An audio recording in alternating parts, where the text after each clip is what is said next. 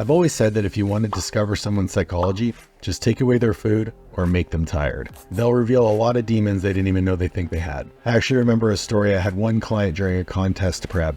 He was walking his dogs in a dog park, listened to a Joe Rogan podcast with Rick Rubin, the famous producer, and he just started crying. He started crying out of nowhere simply because he was so hungry and so tired. A 230-pound man walking his dogs in a park, bawling like a little girl. As a coach, you have to understand how to deal with that sort of situation. The more clients you coach, you'll soon come to realize that the success of the people that you work with is not contingent on the X's and O's of training and nutrition. Yes, those things are paramount to your client's success, but in order to serve these people, we have to remember that they have lives, they have traumas, they have past experiences, and they have limiting self-beliefs. I'm not advocating for you to be a therapist, but you will need to learn how to understand your clients, listen to your clients, empathize, communicate, and support them through the challenges that will come up. When you're trying to be the best version of yourself, you are going to face a whole lot of different situations. So how do you learn these soft skills? Well, you can start by coaching a lot of clients, or you can be very well read. So in saying that, I'm going to recommend my top 5 books for every online coach to read, with the caveat being that none of them have to do with training and nutrition, but they have everything to do with humans, communication, emotions, and behavior change. And I can guarantee you'll be surprised by my choices. For most people that work with a coach, they come with a goal. I want to lose 20 pounds. I want to PR my powerlifting total. I want to do a bodybuilding show. But what they're really saying is, I want to have better self-worth. I want to be able to move better so that I can play with my kids. I want to be validated by my peers. I want to look better naked so that my wife is attracted to me.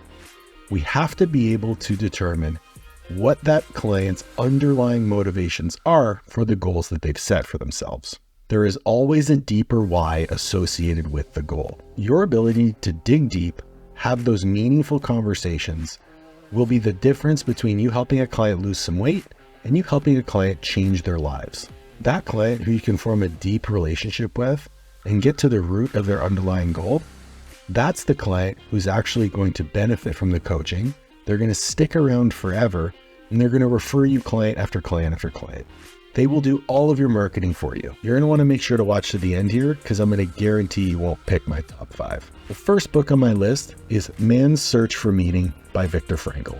If we want to unlock our clients' abilities to endure hardships and overcome obstacles, we have to learn how to define the underlying purpose behind their goals. Viktor Frankl, a Holocaust survivor, explores how to find underlying purpose and meaning in life, even in the most challenging circumstances. He argues that individuals have the ability to overcome unreasonable hardship, as long as they have a reason to do so. He emphasizes that every person's meaning is unique to them, and it can only be discovered through love, work, and suffering. Frankl uses his personal experience in concentration camps to shape the narrative of his book.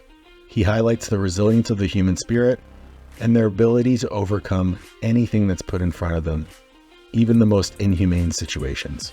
He uses his personal experience in concentration camps to highlight the resilience of the human spirit. His insights encourage individuals to transcend adversity and find purpose and meaning. He does his best to illustrate the transformative nature of suffering. One thing that always stood out to me about this book was how he describes the people in these concentration camps in the most inhumane circumstances, in the highest form of history's suffering, still managed to find reasons to smile. That really hit home to me.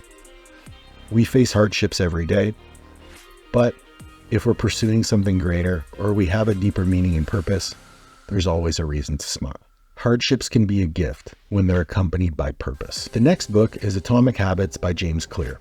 Everything that we do with our clients is contingent on our ability to teach them how to change the behaviors that got them to the current circumstances they're in. Atomic Habits is a transformative book that teaches people that large changes are possible through small incremental steps. He dives deep into the science of behavior change and highlights atomic habits, which are compounded over time with consistency and lead to massive changes. He creates a practical framework based on cue, craving, response, and reward. He advocates for an identity-based approach where people should assume the identity of the individual who achieved the goal already. He uses practical day-to-day examples and gives the readers the tools to make steady behavior changes over time. How to change negative behaviors into positive ones. It's a very accessible guide for anyone looking to make a meaningful change. There are so many nuggets in this book, and I can't count how many times on a weekly basis I'd reference the things I've learned from it. The next book is a true leadership guide, Extreme Ownership by Jocko Willink and Leif Babin. Extreme Ownership is a leadership manual based on Jocko and Leif's experience working with the Navy SEALs. The core principle is taking absolute ownership over everything in your life. The process, the people, your behaviors, and the outcomes. They discuss how leaders exhibit extreme ownership by owning their mistakes and empowering their team to take control. They show how effective leaders are able to own their mistakes, adapt to change, and empower their teammates to do the same. They use examples from combat missions to outline how these principles are applied in practice and give actionable steps on how you can apply it into your business and life. Extreme Ownership emphasizes a proactive mindset, accountability, and discipline, and it urges leaders to take charge with humility. Then we have perhaps the most impactful book I've ever read on stress management, The Obstacle is the Way by Ryan Holiday. Stoicism and being stoic is often conflated with being harsh and emotionless. That couldn't be further from the truth. Stoicism actually teaches you to listen to your emotions, to sit in them, to understand them, and to seek the underlying motivations behind what you're doing and how you're feeling. This is a must-learn skill for anyone trying to make a meaningful change in their life. The Obstacle is the Way uses Stoic philosophy to show people how to turn obstacles into opportunities, how to embrace adversity as a means for personal development and growth. Ryan Holiday does a fantastic job to show people that obstacles are not roadblocks. The obstacles are actually the path towards success. Through overcoming these challenges, we develop resilience and some wisdom along the way. He uses historical examples about how other leaders use these principles within their own situations to overcome these adversities and grow and thrive. It's very practical, very motivating, and it teaches a background on Stoic philosophy and how it can be applied in your day-to-day life. We need to be able to face challenges head on. Nothing worth having ever came without struggle, and if it did, it wouldn't mean anything to us. Lastly, we have my favorite book of all time, and without question the most polarizing book on this list, Atlas Shrugged by Ayn Rand. Learning to look at the world objectively and to understand that we are in control of our own destiny is a very powerful message. While Ayn Rand is highly criticized for her economic views, I personally resonate very deeply with her principles of self-ownership, accountability, and a desire to deeply understand the motivations and incentives that exist within our daily lives. When it all boils down, our clients are all motivated by their own self-interests. We cannot do this for them, but we can teach them how to do it for themselves. I read Atlas Shrugged during one of the most challenging times in my life. And to this day, the most meaningful gift I've ever been given is a first edition copy of the book. One of my great friends, Cole Streets, met me for dinner and he gave me the book and I just burst into tears. This book completely changed my life. Atlas Shrugged is Ayn Rand's philosophical novel exploring the concept of individualism. It's set in a dystopian future and focuses on industrialists and innovators who rebel against the collectivist nature of society. Rand argues that collectivism stifles individual progress. Her philosophy on objectivism permeates the narrative. She emphasizes for rational self-interest and individual rights. The novel champions a very selfish ideal, the ideal that an individual should pursue their own desires and should not be burdened by the desires of the collective. Essentially, you should do the things that you want to do to pursue the highest versions of yourself, and you shouldn't be concerned with how other people feel about it.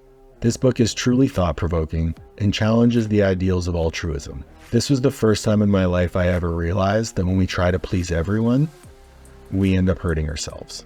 When you're trying to prioritize yourself, you have to stop worrying about making everyone around you happy.